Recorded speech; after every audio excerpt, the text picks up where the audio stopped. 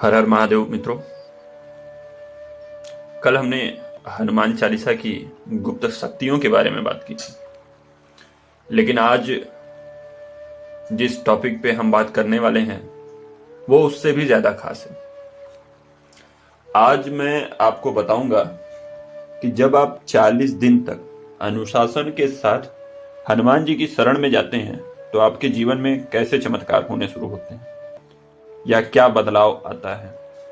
क्या आपने सोचा है कि कभी अपने दिमाग में आपके ऐसा आया है कि सिर्फ 40 दिन का ही संकल्प क्यों होता है? दरअसल हमारे शास्त्रों में इसे एक मंडल कहा गया है जो आपके भाग्य को बदलने के लिए काफी है। मैं अपनी बात करूं तो जब मैंने इस संकल्प को लिया तो शुरू में मेरे मन में बड़ा भटकाव आता था, आलस आता था।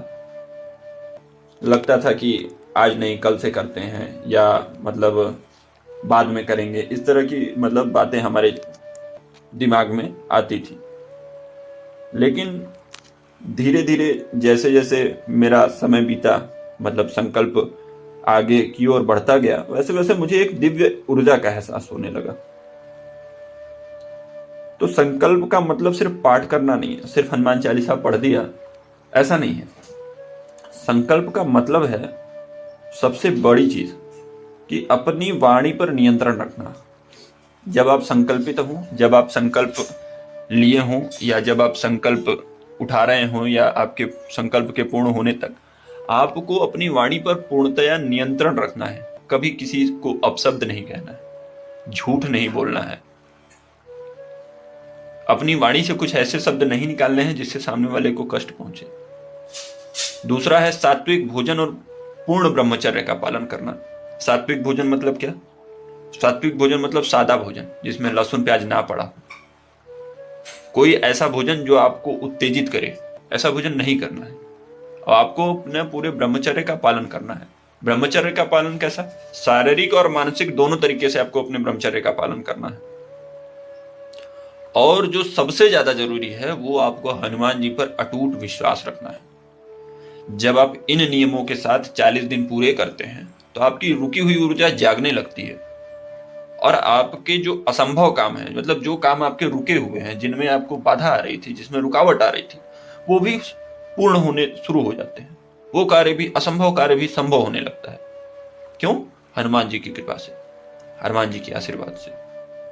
तो इसीलिए जब भी आप संकल्पित हो, इन चीजों का जरूर ध्यान रखें। अपनी वाणी पर नियंत्रण, सात्विक भोजन, ब्रह्मचर्य का पालन और सबसे ज्यादा जरूरी हनुमान जी पर अटूट विश्वास।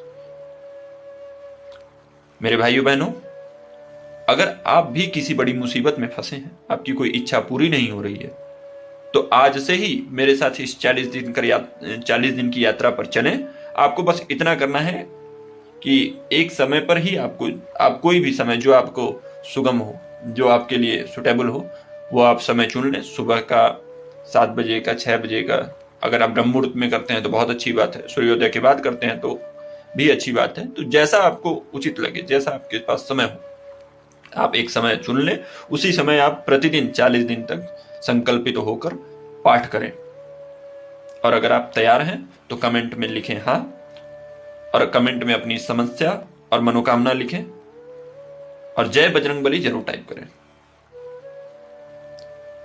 बस, धन्यवाद।